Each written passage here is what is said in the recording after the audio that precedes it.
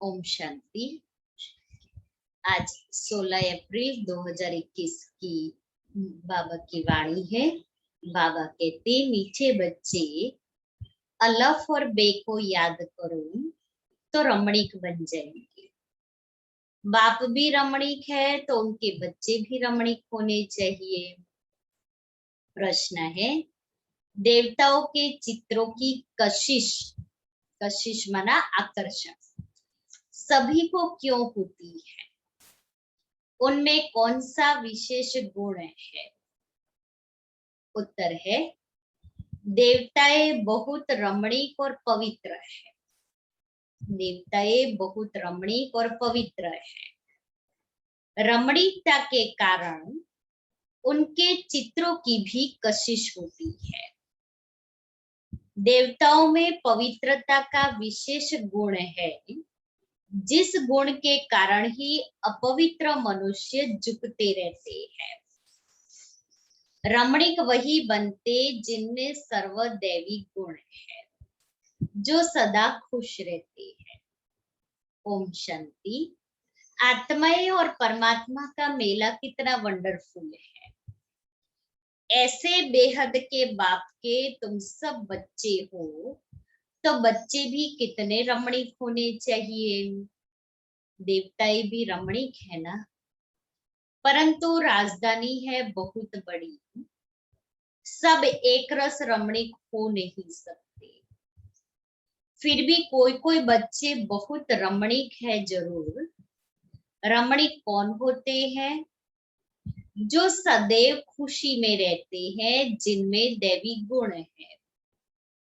कभी अपने से हम पूछे कि हम सदा खुश रहते हैं तो हम रमणीक है।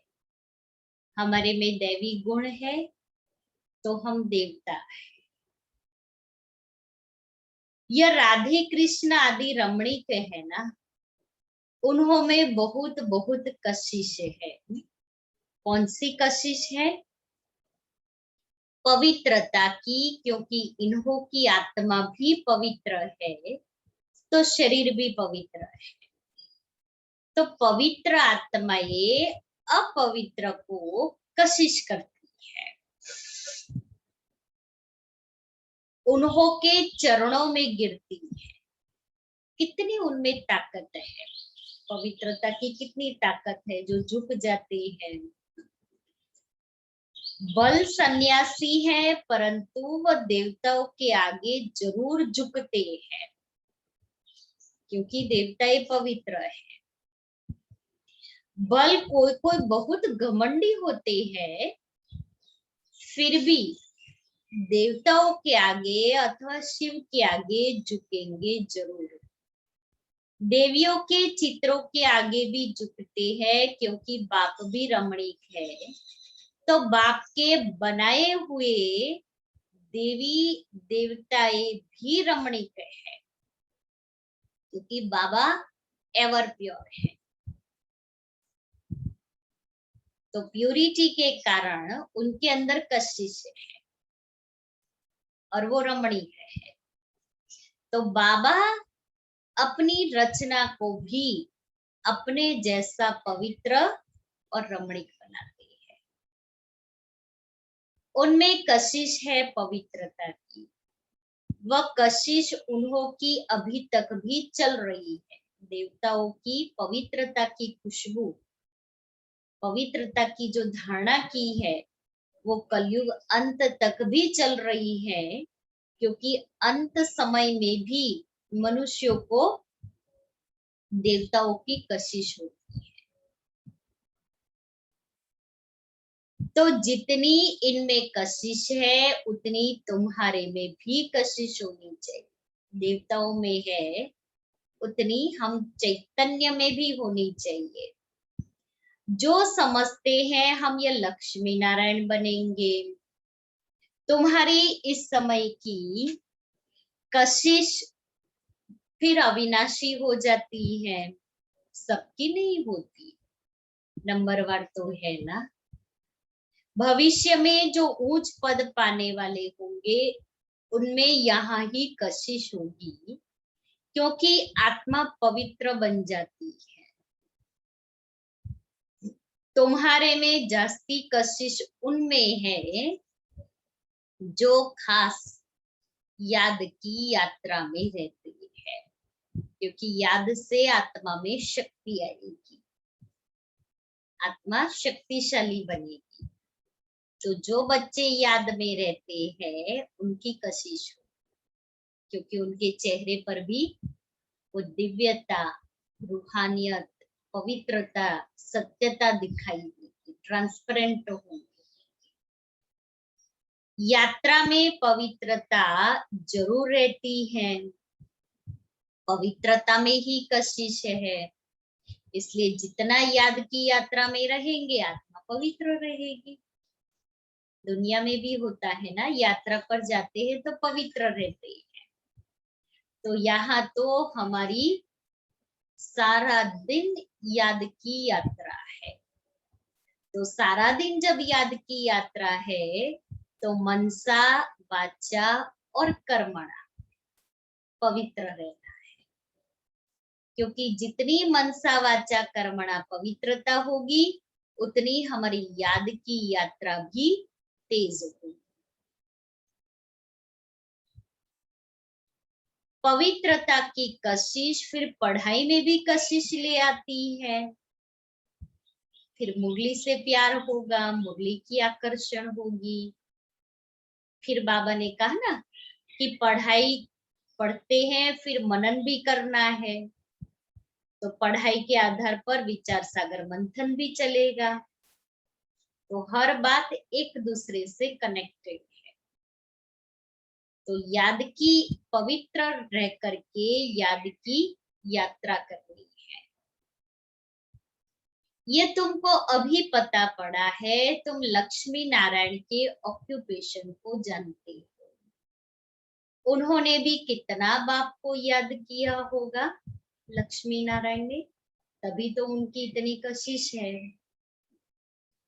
यह जो उन्होंने इतनी राजाई पाई है वह जरूर राजयोग से ही पाई है। इस समय तुम यह पद पाने के लिए आए हो। बाप बैठ तुमको राजयोग सिखाते हैं। यह तो पक्का निश्चय कर यहाँ आए हो ना, पक्का निश्चय है ना कि हम बाप के पास आए हैं राजयोग सीखने के लिए। बाप भी वही है, पढ़ाने वाला भी वही है, साथ भी वही ले जाने वाला है।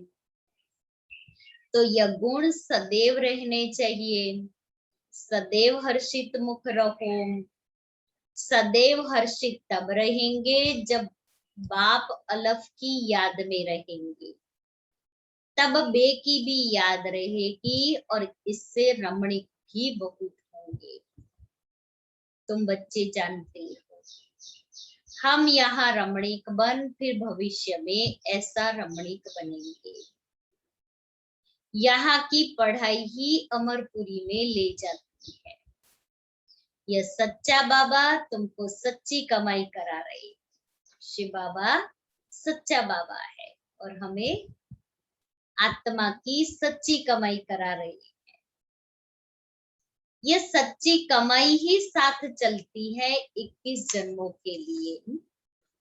फिर भक्ति मार्ग में जो कमाई करते हो वह तो है ही अल्पकाल सुख के लिए, वह कोई सदैव साथ नहीं देती। भक्ति मार्ग की कमाई सदैव साथ नहीं देती। अभी जितनी भक्ति की है उसका फल यहाँ ही मिल जाता है, ज्यादा से ज्यादा दूसरे जन्म में। लेकिन जैसे हम यहाँ पढ़ाई के द्वारा कमाई करते हैं, जो हमारी पढ़ाई की कमाई 21 जन्म चलती है, भक्ति मार्ग की नहीं। तो इस पढ़ाई में बच्चों को बड़ा खबरदार रहना चाहिए। तुम हो साधारण, तुमको पढ़ाने वाला भी बिल्कुल साधारण रूप में है, तो पढ़ने वाले भी साधारण ही रहेंगे। नहीं तो लज्जा आएगी कि पढ़ाने वाला साधारण और हम पढ़ने वाले इतने ऊंचे। ऊंचे वैसे आत्मा ऊंची है क्योंकि बाप का बच्चा बनी है, लेकिन बाबा कहता है जैसे शिव बाबा साधारण मनुष्य तन में आकर के पढ़ाई पढ़ाते हैं, तो हम बच्चों को भी साधारण रूप में रहना है। हम ऊंचे कपड़े कैसे पहने? हमारे मम्मा बाबा कितने साधारण है, तो हम भी साधारण हैं। ये क्यों साधारण रहते हैं? क्योंकि वनवाह। अभी तुमको जाना है, यहाँ कोई शादी नहीं करनी है। वो लोग जब शादी करते हैं तो कुमारी वनवाह में रहती है, मैले कपड़े पहनती, तेल आदि लगाती है, क्योंकि ससुर घर जाती है, ब्राह्मण द्वारा सगाई होती। तुमको भी जाना है ससुर घर। रावणपुरी से रामपुरी अथवा विष्णुपुरी में जाना है, वो है हमारा ससुर। तो यह वनवाह का रिवाज इसलिए रखा है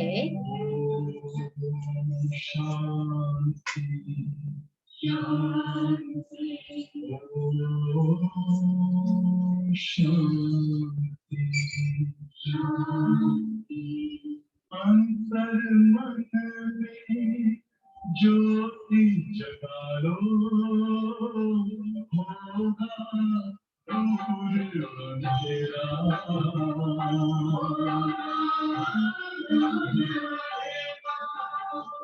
शिव का कर लो ध्यान आ रहा, पुण्य सवेरा।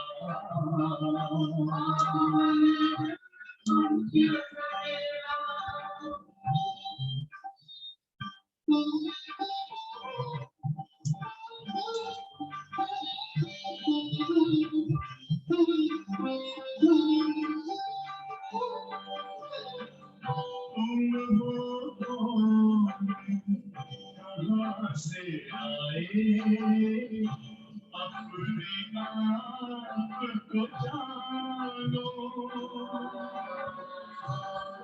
राजयोग के द्वारा अपना वर्ग पहचानो। इसी राजपथ पर चल कर तुम मानो अपना बसेरा।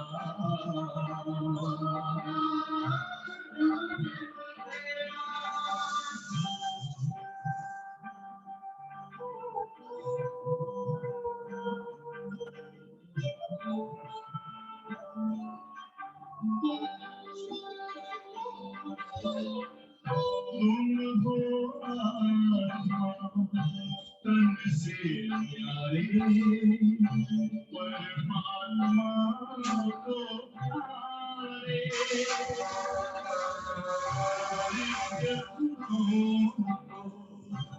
धारण करके योगी बनो दुलारे। ज्योति बिंदु ही तोड़ेगा ये माया मोह का घेरा।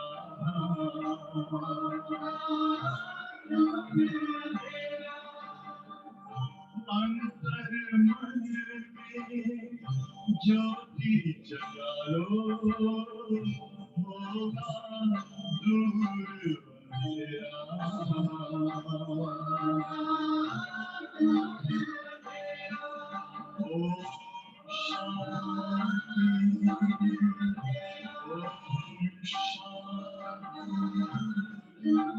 ओम शांति।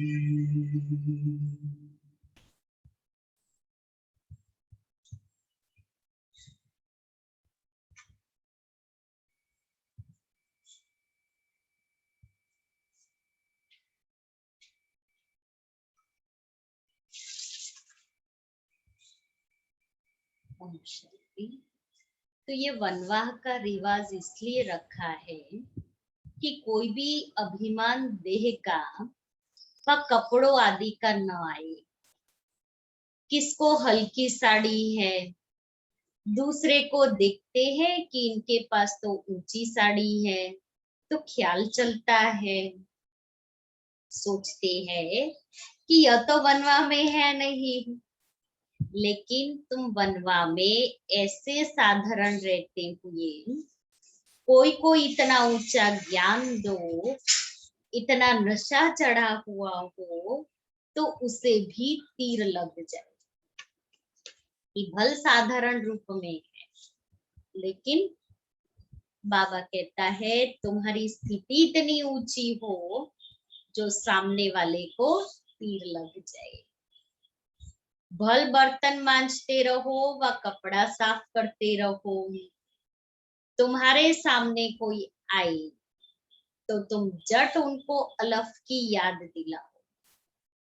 तुमको वह नशा चढ़ा हुआ हो और सादे कपड़ों में बैठ किसको नॉलेज देंगे तो वह भी वंडर खाएंगे। इनमें कितना ऊंचा ज्ञान है। यह ज्ञान तो गीता का है और भगवान का दिया हुआ है। राजयोग तो गीता का नाम ही है। तो ऐसा नशा चढ़ता है जैसे बाबा अपना मिसाल बताते हैं। ये बाबा समझो हम बच्चों के साथ कोई खेल कर रहा, कोई जिज्ञासु सामने आ जाता है तो जट उनको बाप का परिचय देता हूं। योग की ताकत, योग बल होने के कारण वह भी वहां ही खड़ा हो जाएगा, तो वंडर खाएगा कि ये इतना साधारण, इसमें इतनी ताकत। लेकिन वो योग की ताकत से सामने वाले को अनुभव होता है। फिर वह कुछ भी बोल नहीं सकेगा, मुख से कोई बात निकलेगी नहीं। जैसे तुम वाणी से परे हो वैसे वह भी वाणी से परे हो जाएंगे। यह नशा अंदर में होना चाहिए। कोई भी भाई अथवा बहन आए तो उनको एकदम खड़ा करके विश्व का मालिक बनाने की मत दे सकते हैं। अंदर में इतना नशा होना चाहिए तो दे सकते हैं ना। अपनी लगन में खड़ा हो जाना चाहिए। बाबा सदैव कहते हैं तुम्हारे पास ज्ञान तो है परंतु योग का जौहर नहीं है ना, योग की ताकत नहीं है। प्योरिटी और याद में रहने से ही जौहर आता है। याद की यात्रा से तुम पवित्र बनते हो, ताकत मिलती है। ज्ञान तो है धन की बात। जैसे स्कूल में पढ़कर एमए बीए आदि करते हैं तो इतना फिर पैसा मिलता है। यहाँ की दूसरी बात है, भारत का प्राचीन योग तो मशहूर है। यह है याद, बाप सर्वशक्तिमान है तो बच्चों को बाप से शक्ति मिलती है। बच्चों को अंदर में रहना चाहिए हम आत्माएं बाबा की संतान है, परंतु बाबा जितने हम पवित्र नहीं है, अब बनना है। अभी है एम ऑब्जेक्ट। योग से ही तुम पवित्र बनते हो। जो अनन्य बच्चे हैं वह सारा दिन यही ख्यालात करते रहेंगे। कोई भी आए तो उनको हम रास्ता बताए। तरस आना चाहिए, बेचारे अंधे हैं। अंधों को लाठी पकड़ा कर ले जाते हैं ना, ये सब अंधे हैं, ज्ञान चक्षु है नहीं। अभी तुम्हें ज्ञान का तीसरा नेत्र मिला है तो सब कुछ जान गए हो। सारे सृष्टि के आदि मध्य अंत को हम अभी जानते हैं। यह सब भक्ति मार्ग की बातें हैं। तुमको पहले भी पता था क्या कि hear no evil, see no evil, talk no evil ये चित्र क्यों बना है? था पता पहले? दुनिया में कोई भी इनका अर्थ नहीं समझते, तुम अभी जानते हो कि hear no evil, see no evil, talk no evil माना क्या? न बुरा सुनना है, न बोलना है, न देखना है, और बाबा उसमें दो बातें ऐड और करते हैं, न बुरा सोचना है और न बुरा करना है। तो ये बात अभी हम जानते हैं कि किसी को भी न बुरा देखना है, माना सभी को आत्मिक दृष्टि से देखना है कि ये भी आत्मा है, मैं भी आत्मा हूं। न बुरा बोलना है, कोई भी ऐसे बोल नहीं बोलने हैं जो सामने वाली आत्मा को दुख होवे। इस मुख से रतन ही निकलने चाहिए, पत्थर नहीं। और ये कान से बुरा नहीं सुनना है, माना किसी ने आकर के किसी की चुगली सुनाई, किसी की कमी की बात सुनाई, मुझे नहीं सुनाई। और इन सब का आधार है बुरा नहीं सोचना है। बाबा ने हमको ज्ञान की अच्छी मीठी मीठी बातें सुनाई है, मुझे वही सोचना है, वही बोलना है, वही सुनना है। और कोई ऐसा बुरा कर्म नहीं करना है जो मेरे कर्म के द्वारा दूसरे को दुख पहुंचे, जो उसके अंदर से मेरे लिए दुआ के बदले बद्दुआ निकले। ऐसे कर्म नहीं करने। तो बाबा कहता है तुम अभी ये बातें जानते हो। जैसे बाप नॉलेजफुल है, तुम उनके बच्चे भी अब नॉलेजफुल बन रहे हो, नंबरवार पुरुषार्थ अनुसार। कोई कोई को तो बहुत नशा चढ़ता है। वाह, बाबा का बच्चा बनकर और बाबा से पूरा वर्षा नहीं लिया तो बच्चा बनकर ही क्या किया? ऐसे है ना कि हम बाबा के बच्चे बने और बाबा का बच्चा बन करके बाबा से वर्षा नहीं लिया, बाबा से प्राप्तियों का अनुभव नहीं किया, सर्व संबंधों का रस नहीं लिया, तो बच्चा बन के क्या किया? फिर कौन कहेगा कि हम भगवान के बच्चे हैं? वो प्राप्ति, वो नशा, वो खुशी, वो निश्चय, वो नारायणी नशा, वो हमारे चेहरे से दिखाई। किसी को लगे कि इसको क्या मिल गया है, अरे इस आत्मा को जो मिला है मुझे नहीं मिला है, मुझे लेना है। ऐसा नशा, ऐसी खुशी, मौलाई मस्ती, नारायणी नशा, वो रूहानियत, वो पवित्रता मेरे चेहरे से झलकनी चाहिए। जो आगे बाबा ने कहा ना, कुछ भी कर्म कर रहे हो लेकिन वो योग की ताकत है, वो नशा है, तो सामने वाली आत्मा को भी अनुभव होगा। रोज रात को अपना पोता मेल देखना है। बाबा व्यापारी है ना, व्यापारियों को पोता मेल निकालना सहज होता है। गवर्नमेंट सर्वेंट को पोता मेल निकालना नहीं आता है, न वह सौदागर होते हैं। व्यापारी लोग अच्छा समझेंगे, तुम व्यापारी हो ना, तुम अपने नफे नुकसान को समझते हो, रोज खाता देखो, मुरादी संभालो, घाटा है व फायदा है। सौदागर हो ना, तो रोज अपना देख रहा है। गायन है ना, बाबा सौदागर रत्नागर है, अविनाशी ज्ञान रत्नों का सौदा देते हैं। यह भी तुम जानते हो, नंबरवार पुरुषार्थ अनुसार। सब कोई शुरुड़ बुद्धि नहीं है। एक कान से सुनते हैं फिर दूसरे से निकाल देते हैं, और सॉरी दूसरे से निकल जाता है। झोली में छेद से निकल जाता है, बुद्धि रूपी झोली में छेद होता है, तो एक कान से सुना दूसरे कान से निकल गया।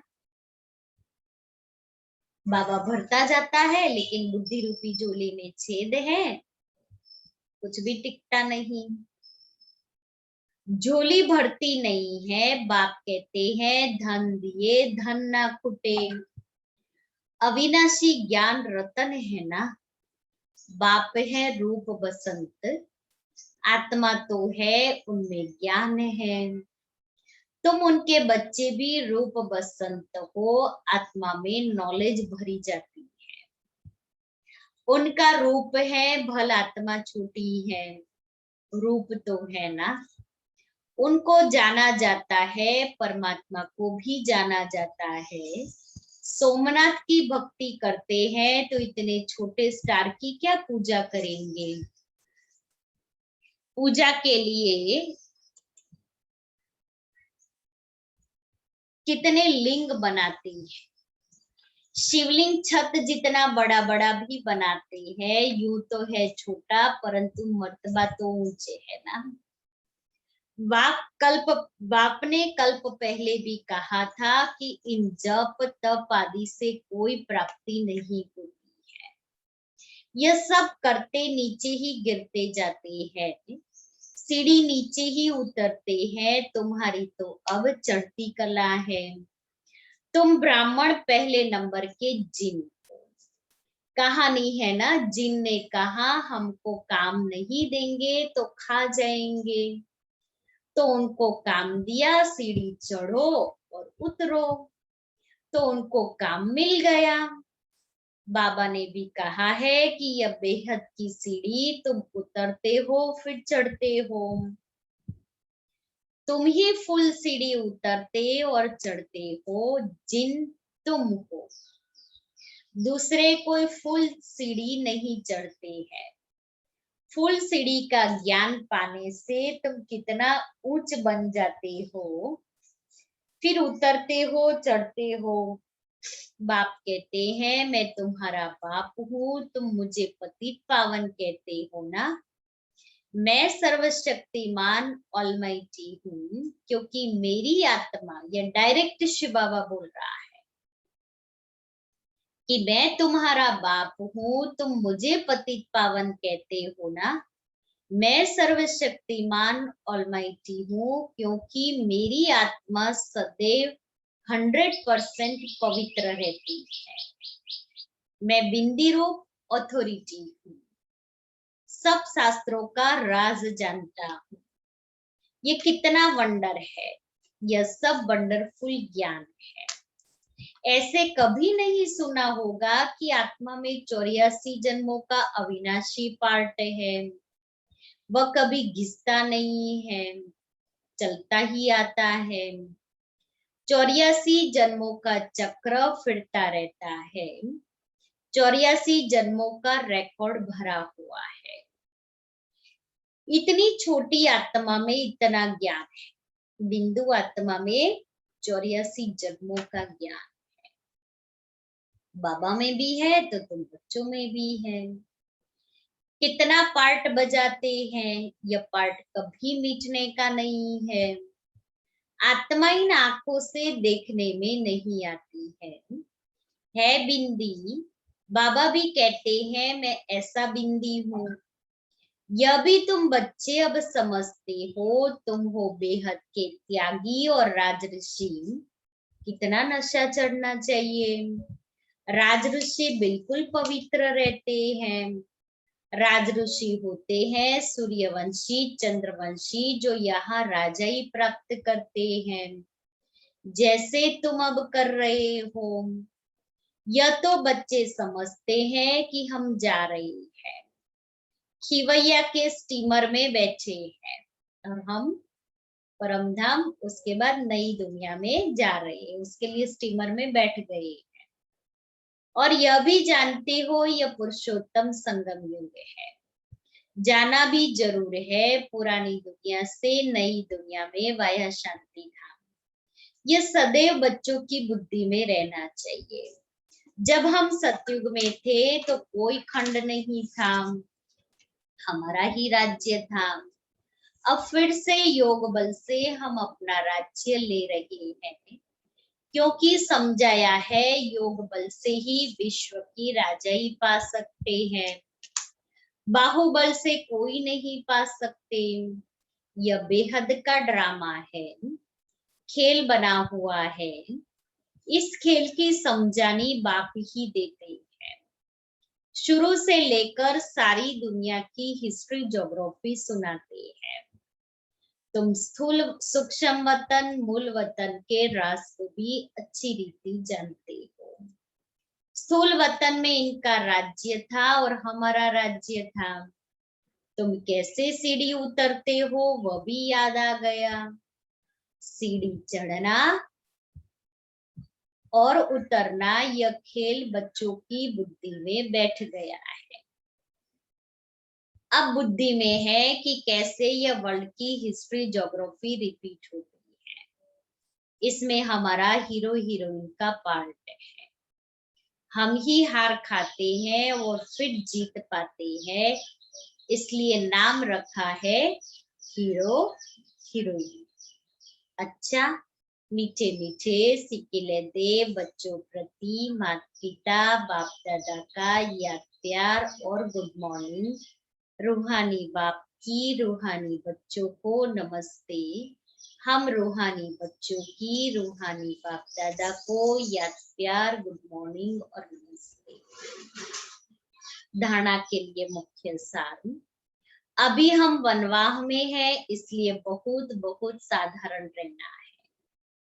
कोई भी अभिमान देह का व कपड़ों आदि का नहीं रखना है। कोई भी कर्म करते बाप की याद का नशा चढ़ा रही है। दूसरा, हम बेहद के त्यागी और राजऋषि हैं। इसी नशे में रह पवित्र रहना है, पवित्र बनना है। ज्ञान धन से भरपूर बन दान करना है। सच्चा सच्चा सौदागर बन अपना पोता मेल रखना है। वरदान, याद की सर्च लाइट द्वारा वायुमंडल बनाने वाले विजयी रतन भव। याद की सर्च लाइट द्वारा वायुमंडल बनाने वाले विजयी रतन भव। सर्विसेबल आत्माओं के मस्तक पर विजय का तिलक लगा हुआ ही है, लेकिन जिस स्थान की सर्विस करनी है उस स्थान पर पहले से ही सर्च लाइट की रोशनी डालनी चाहिए। कि जैसे मान लो सेंटर है, तो मुझे सेंटर की सेवा करनी है कि बहुत सारी आत्माएं बाबा के घर में आए, तो इस स्थान पर मुझे सर्च लाइट देनी है। माना याद की वाइब्रेशंस देनी है, वाइब्रेशन देना है, जो उस वाइब्रेशन से वायुमंडल बनेगा। याद की सर्च लाइट से ऐसा वायुमंडल बन जाएगा जो अनेक आत्माएं सहज समीप आ जाएगी। फिर कम समय में सफलता 1000 गुना होगी। इसके लिए दृढ़ संकल्प करो कि हम विजयी रतन हैं, तो हर कर्म में विजय समाई हुई है। स्लोगन है, जो सेवा स्वयं को व दूसरे को डिस्टर्ब करे वो सेवा सेवा नहीं बोझ है। जो सेवा स्वयं को व दूसरे को डिस्टर्ब करे वो सेवा सेवा नहीं बोझ है। दादी जानकी कहती थी, जो सेवा कर डिस्टर्ब करे ना हमें या दूसरे को, वो सेवा करो ही नहीं, क्योंकि वो सेवा से जमा का खाता नहीं बनेगा। मना वो सेवा हमारा सेवा के खाते में जमा नहीं होगा। इसलिए हमें ऐसी सेवा नहीं करनी है जो मैं भी डिस्टर्ब रहूं, दूसरे भी डिस्टर्ब हो। और आज 16 अप्रैल से 30 अप्रैल तक का अभ्यास एकाग्रता के अभ्यास द्वारा ज्ञान सूर्य का चमत्कार दिखाओ, ये टाइटल बदल गया आज। एकाग्रता के अभ्यास द्वारा ज्ञान सूर्य का चमत्कार दिखाओ। उसमें आज का स्वमान है मैं त्रिकालदर्शी, मैं त्रिकालदर्शी। कोई भी कार्य करते व पार्ट बजाते सागर समान ऊपर से भले हलचल दिखाई दे, लेकिन अंदर की स्थिति नथिंग न्यू की हो। रचयिता और रचना के अंत को जानने वाले त्रिकालदर्शी आराम से शांति की स्टेज पर ऐसे स्थित हो जाए जो कोई भी कर्मेंद्रियों की हलचल आंतरिक स्टेज को हिला न सके। बाहर में कितनी भी हलचल है, लेकिन मेरी अंदर में अति शांत गहरे सागर की तरह हो, कर्मेंद्रियों की हलचल नहीं, अंदर से हम